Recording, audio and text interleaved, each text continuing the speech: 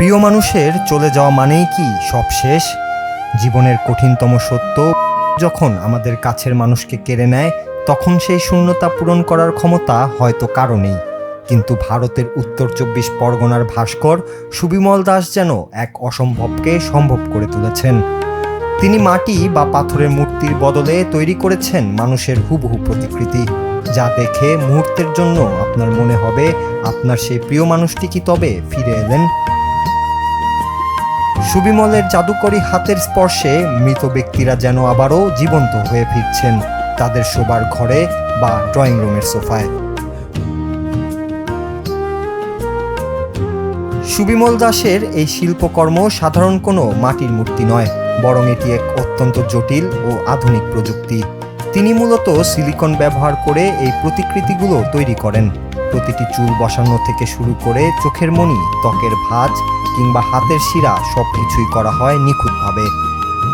ব্যক্তির ছবি এবং তার ফেলে যাওয়া পোশাক ব্যবহার করে এমনভাবে এই অবয়ব তৈরি করা হয় যা দেখে বোঝার উপায় থাকে না যে এটি কোনো জড়বস্তু।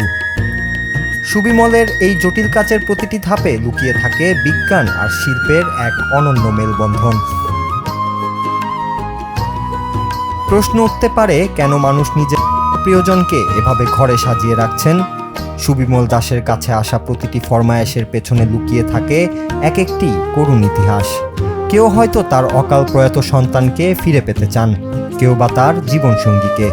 সুবিমল যখন কোনো প্রতিকৃতি শেষ করে পরিবারের হাতে তুলে দেন, তখন প্রিয় মানুষটিকে ছুঁয়ে দেখার সেই মুহূর্তটি হয়ে ওঠে অত্যন্ত আবেগঘন।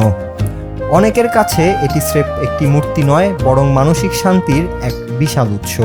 প্রিয় মানুষের শারীরিক উপস্থিতি অনুভব করার এই আকুতি সুবিমলের কাজকে সাধারণ শিল্পের গণ্ডি ছাড়িয়ে এক অনন্য উচ্চতায় নিয়ে গেছে।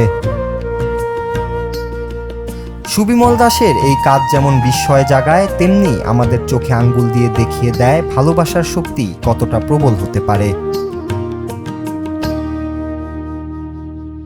হারানো মানুষকে ফিরে পাওয়ার কোনো পথ না থাকলেও সুবিমলের এই সিলিকন ভাস্কর্যগুলো সেই শোকের ক্ষত কিছুটা হলেও উপশম করছে। প্রযুক্তির কল্যাণে এবং সুবিমলের সৃজনশীলতায় ভালোবাসার মানুষগুলো এখন ছবির ফ্রেম পেরিয়ে বাস্তবে আমাদের পাশে এসে বসছে। এই শিল্প শুধু দেখার জন্য নয়, এটি এমন এক অনন্য মাধ্যম যা ওপারে থাকা প্রিয়জনের স্মৃতিকে আমাদের যাপিত জীবনের অংশ করে রাখছে চিরকাল।